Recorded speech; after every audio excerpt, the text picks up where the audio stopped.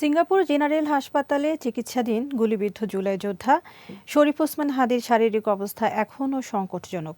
সবশেষ সিটি স্ক্যানের প্রতিবেদনে তার মস্তিষ্কে রক্ত প্রবাহজনিত ইসকেমিক পরিবর্তন আগের তুলনায় কিছুটা বেড়েছে বলে জানিয়েছেন চিকিৎসক। হাদির জন্য দোয়া ও প্রার্থনার অনুরোধ জানিয়েছেন প্রধান উপদেষ্টা। সানজিদ হাসনাদের রিপোর্টে বিস্তারিত। সিঙ্গাপুরে চিকিৎসাধীন গুলিবিদ্ধ শরীফ ওসমান হাদির শারীরিক অবস্থা অত্যন্ত সংকটাপন্ন। চিকিৎসকরা জানিয়েছেন হাদির মস্তিষ্কে ইসকেমিয়া এখনও বিদ্যমান এবং কিছুটা বৃদ্ধি পেয়েছে।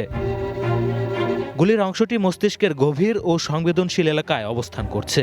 এ অবস্থায় তার অস্ত্রোপচার কিংবা দীর্ঘ ভ্রমণ বর্তমান শারীরিক অবস্থায় ঝুঁকি বাড়াতে পারে বলে জানিয়েছেন চিকিৎসকরা।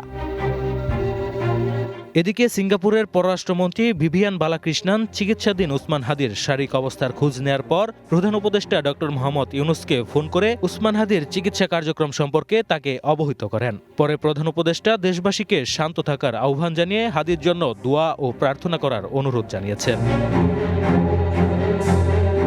Sanjid Hasnat, green TV, Dhaka.